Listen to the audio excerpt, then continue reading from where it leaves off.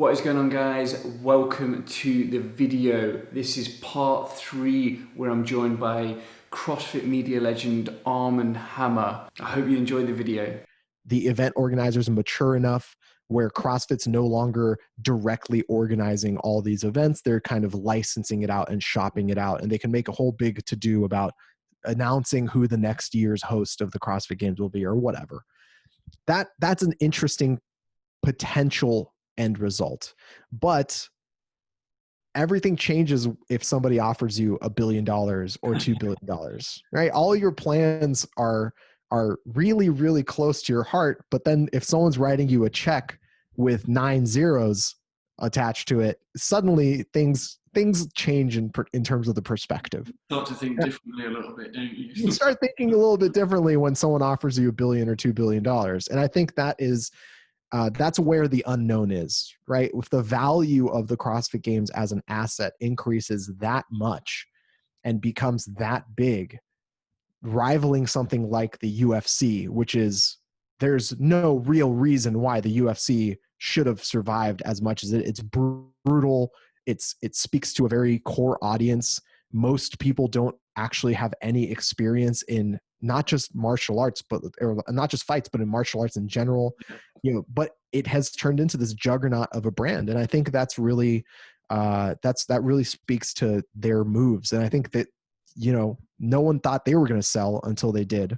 They sold, a portion of the company or most of the company or whatever it was a couple of years ago. So, down the road, who knows? A lot of things can change when someone offers you billions of dollars. Yeah, no. I'm pretty sure my mind would change if there was a few zeros. Oh yeah. There's a lot of things I would change. I would absolutely get rid of or change my mind on if someone offered me $1 billion for it. I mean, there's plenty of things that I'm like, 70 or 80% super committed to, but then you offer me that much money. It's like, all right, you know what? I could let go of this. Yeah, money can change hearts, win hearts. And I think, and the thing is, Eric Rose has been down that road before, whether his strategy with his actual, software as a service company, was it a data company that he had, we working in IT recruitment, you see these sorts of things all the time. You see companies get bought over by other companies, smaller companies get bought out by PayPal because they're good in the payment space. And, some companies just literally set up to solve a problem that a bigger company has with a view for that company to then buy them. So it's, or if obviously Eric Rose has done pretty well out of his company. Is it 3.2 billion or something like that? Yeah, I think he sold it. It was a little over $1 billion he sold it for. And then he spent a few years as on the executive team at Oracle, which, probably did pretty well for him as well.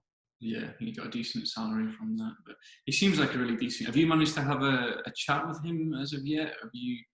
Unfortunately not. I've spoken to him very briefly. We've exchanged a couple of emails back and forth. I've had some conversations with his team, but it is a very, very busy time for him. And just I was surprised at how quickly he was able to get back to me and how quickly we started and stopped our conversation. But the fact that he was able to get back to me as quickly as he did and that we were able to sort of touch base even a little bit was pretty surprising to me. Hopefully down the line, I mean, I'm hoping that I'll be able to get out to Boulder sooner rather than later to actually sit down with him and meet him and talk to him.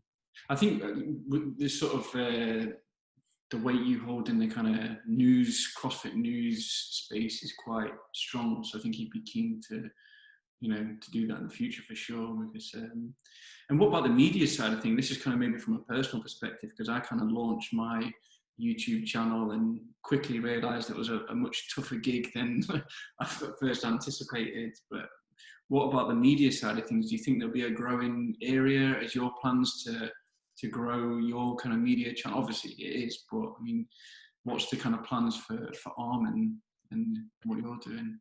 Yeah, it's a really strange time. I think the media landscape in CrossFit over the past year or so, maybe year and a half, has been significantly more available. It's been more open, and it's where I have been able to sort of, ratchet out a little corner for myself and create, a brand for myself and a name for myself. And I think companies like Morning Chalk Up, Justin's company, have done a really good job of serving the the community and providing them with news. And there are other people out there and other companies out there that are trying to step in and do various aspects. The beautiful thing about media is it's a creative endeavor.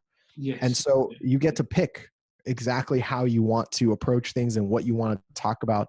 You know, if we look at the reason why I bring up Justin in the Morning Chocolate is because I have I love that guy. I have a great relationship with him. I've worked with him for forever. We've known each other for 4 years, 5 years at this point. We've traveled around the world together with like various sanctioned events, and so I have a really good understanding of how his business works, how his organization works, what his mindset is, and vice versa. Yeah. And so when we look at what he's doing versus what I'm doing, he's building a very, very robust journalism based endeavor. Whereas mine is much more about contextualization, editorialization. It's about explaining and sort of having a little bit more fun with it, a little bit tongue in cheek, but very much about providing context and detail. Yeah, And definitely. I think when I think about CrossFit media or the CrossFit news, the first two people is the Morning Chalk Up and you. Those are the two kind of go-to, like when we want to catch up on the CrossFit news, we'll go to your channel, or we'll get the daily feeds from the Morning Chalk Up. And what I like about your content, or what you're dishing up, is that you're courteous, well balanced. These are the words that I was courteous, well balanced, and honest. It's fair assessments on each individual topic or discussion, even with the Greg Glassman thing, or if there's some controversy, you provide good, honest, well balanced opinions, which I like. It's not it's unbiased, is what I'm probably trying to say here. yeah, and I appreciate you saying that. That is on purpose. I've come to realize that I think being honest, being independent, being approachable, being sincere about how I feel about things, but also understanding that the content that I would want to see is what I create. So I don't want somebody to just tell me how to think or tell me what to think about something. What I would like and what the content that I like to consume gives me different perspectives. It tells me why something is important, why something is interesting, and then backs that up with some sort of historical context or a logical explanation why. And then leaves it up to me to decide if I agree with that or if I hold the same values as that. And I think that to me is a big part of the type of content that I put out there. It's about giving people exactly what you described. It's like this sincere, honest look at various opinions about things and trying to explain, why one side or the other might believe what they believe, so that whoever's watching is not just, more informed, but more informed to make better decisions themselves down the line. Yeah, and people will draw opinions just like with anything in the world, whether it's politics, religion, football, sports. There's always going to be people that are for or against, they're on the fence. So it's good to have that well-balanced perspective, and it's not just siding with one or the other. It's like, let's have a look at the full picture here and explaining the reasons why. I think for my sort of channel, I'm trying to figure out what it is I'm trying to do and trying to get to grips with the processes and how to pull things together. But what I'm really enjoying is making vlogs and the filmmaking and editing side of things, like the storytelling. So I'm kind of feel like I'm going more down that road because of a love of it. The editing side, like a case. What I've seen in my head, I don't think I'll ever get to this level, but the Casey Neistat meets CrossFit. Like, yeah. Can I get that to, like having, Peter McKinnon, like, can I pull that together somehow and create really good stories around my life and the people I interact with? Absolutely. I think those are fantastic comparisons or aspirations in terms of creators to admire and look at, because the thing that made Casey so good is for 2.5 years every single day, or 3 years every single day, he was putting out quality content. Mm-hmm. He was storytelling every single day, even if it was something as simple as opening his mail And I think there's something to learn there, that it's not just about, what camera technology you have or whatever, there's an essence to that storytelling, and there's technical tricks and technical skills that absolutely help that. But his storytelling has been incredible, and it's motivated me as well. When I originally started doing a lot of YouTube content on my own, much of it was when I was working for Flow. It was a vlog. I was doing vlogs at Flow, and it was very much informed by Casey's style of doing things. I set out, maybe 50 or 60 vlogs over the course of a couple months, describing various parts of what I was up to. Some of them were weekly in like various seasons. Some of them were daily over the course of like a month or two. And it was really just a practice of learning what it's like to tell a story every day.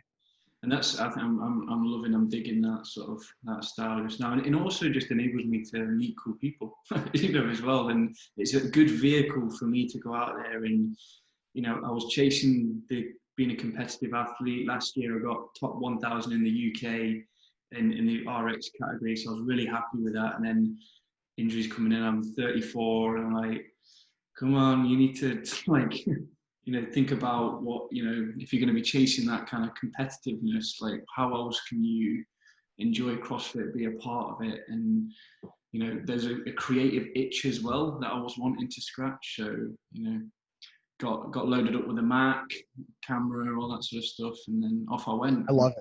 I love it. And I think anytime, every time someone asks me, hey, do you think I should do this? Or I'm thinking of doing this, they mention it to me. My suggestion is 100% do it. If it's the back of your mind, you don't want to wake up, 10 years from now thinking, man, I should have given this a shot back then. Just give it a shot. And most of the time it's exactly what you just described, Matt. It's like, oh, this is much more complicated than I expected it to be. But there's a joy in creating that type of content. There's a pride that you have at having your end product. And I think that's something that a lot of people would be benefited just by experiencing it. Whether or not it's successful is a whole different, it'll be successful at that. It would be wonderful and amazing if it got to the point where I could do it full time. However, that's not really why I'm in it. I have a full-time job that pays me well, and this is a side hustle hobby that I'm really enjoying,